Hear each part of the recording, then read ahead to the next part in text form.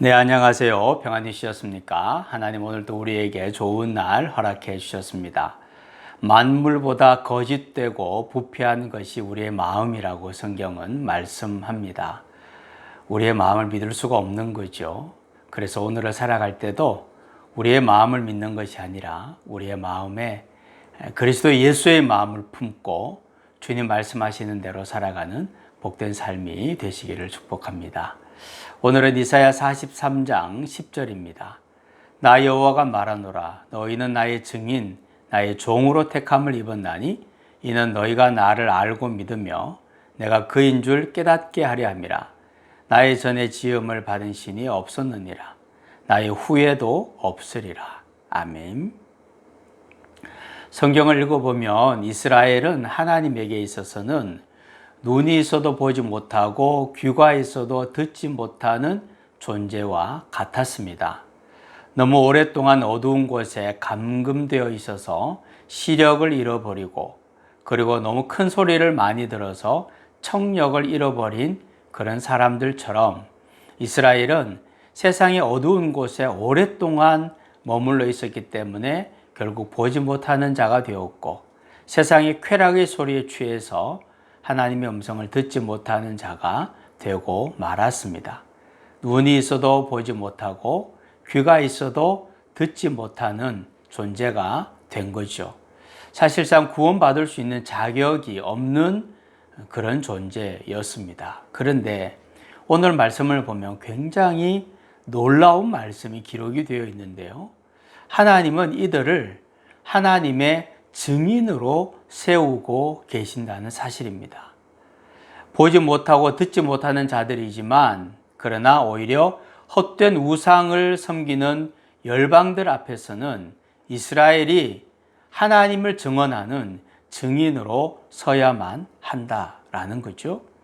이스라엘이 법정에서 증언해야 되는 것은 두 가지였습니다. 첫 번째는 이스라엘이 열방이 알지 못하는 것을 알고 있는 그 사실을 증언해야 합니다. 다시 말하면 하나님이 세상을 창조하신 것과 그리고 애굽에서의 구원 이런 일들을 이스라엘은 알고 있기 때문에 그것을 증언해야 한다는 거죠. 그리고 또 한 가지는 이스라엘은 하나님에 대해서 증언해야 됩니다. 그리고 그동안 자신들이 겪어왔던 모든 일들을 법정에서 다 증언하라라는 거죠.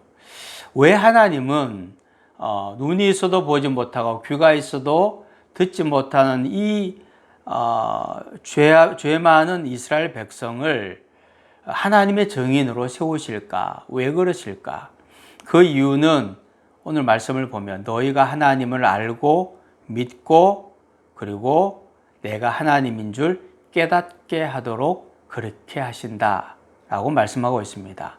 다시 말하면 오직 하나님만이 여호와 하나님이신 줄 이스라엘 백성들에게 알게 하시기 위해서 하나님에 대해서 증언하게 하신다는 겁니다. 이것은 우리가 복음을 전해보면 금방 알 수 있는데요. 우리가 복음을 전해보면 내가 그동안 알고 있었던 성경에 대한 지식과 또 신앙의 경험과 이런 것들이 엄청나게 많이 정리가 되고 그리고 우리의 신앙도 많이 자라나는 것을 알게 됩니다.